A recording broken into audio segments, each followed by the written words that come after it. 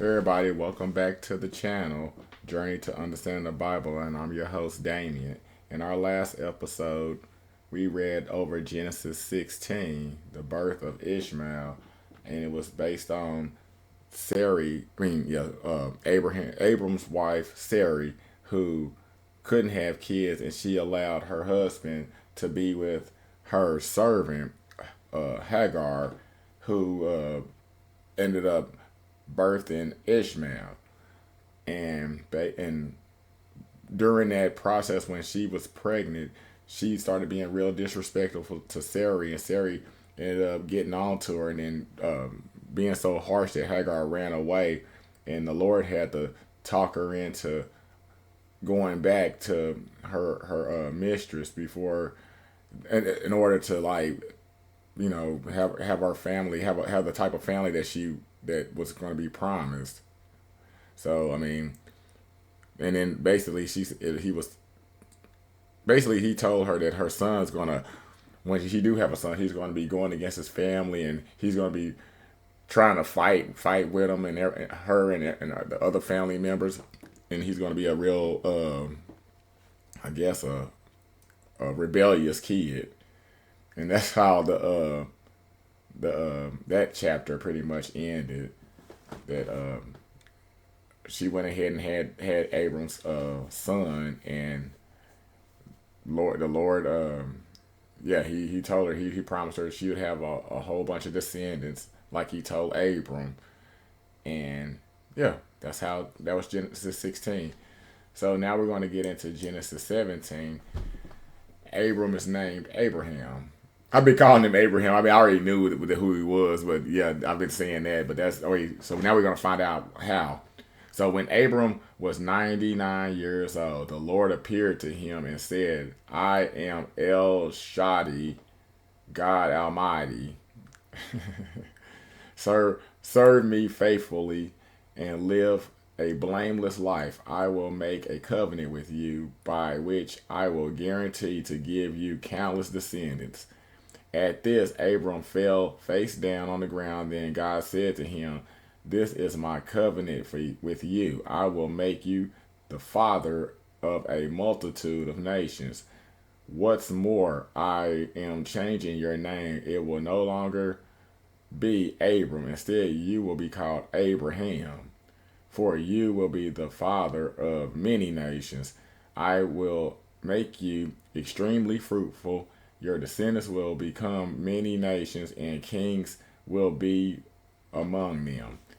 I will confirm my covenant with you and your descendants after you from generation to generation. This is the everlasting covenant. I will always be your God and the God of your descendants after you. And I will give the entire land of Canaan, where you now live, as a foreigner to you and your descendants. It will be their possession forever, and I will be their God." The mark of the covenant. Then God said to Abraham, "Your responsibility is to obey the terms of the covenant. You and all your descendants have this continual responsibility.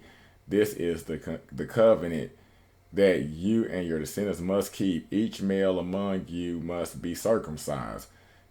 You must cut off the flesh of your foreskin as a sign of the covenant between me and you. From generation to generation, every male child must be circumcised on the 8th day after birth. This applies not only to the members of your family, but also to the servants born in your household and the foreign born servants who you have purchased. All must be circumcised. Your bodies will bear the mark of my everlasting covenant.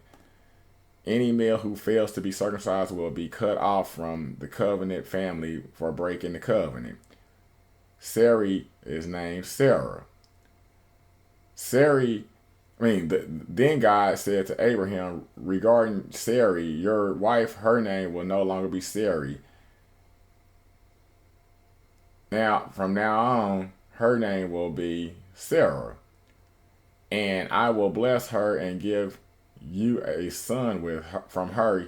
Yes, I will bless her richly, and she will become the mother of many nations. Kings of nations will be among her descendants. Then Abraham bowed down to the ground, but he laughed to himself in disbelief. How could I become a father at the age of 100? He thought, and how can Sarah have a baby when she is 99 years old? So Abraham said to God, may Ishmael live under your special blessing. But God replied, no, Sarai, Sarah, your wife, will give birth to a son for you. You will name him Isaac, and I will confirm my covenant with him and his descendants as an everlasting covenant. As for Ishmael, I will bless him also, just as you have asked. I will make him extremely fruitful and multiply his descendants. He will become the father of 12 princes, and I will make him a great nation. But my covenant will be confirmed with Isaac, who will be born to you and Sarah about this time next year. When God had finished speaking, he left Abraham. On that very day, Abraham took his son Ishmael and every male in the household, including those born there and those he had bought. Then he circumcised them, cutting off their foreskin, just as God told him. Abraham was 99 years old when he was circumcised, and Ishmael, his son, was 13. Oh, shoot. Both Abraham and his son Ishmael were circumcised on that day, along with all the other men and boys of the household, whether they were born there or bought as servants. All were circumcised with him. Yikes. I mean, circumcised, man. Wow. Okay, so as a recap, Abraham's name was changed to Abram. Abram's name was changed to Abraham, and because God said that he's gonna be the father of multiple nations, and the covenant. But he basically had everybody circumcised. He had that was part of the deal. You gonna have to everybody's gonna have to get circumcised, and Sarai's name was changed to Sarah because she's gonna birth a bunch of have a bunch of descendants after her, and that's going to be her new name. And that's what's Genesis 17.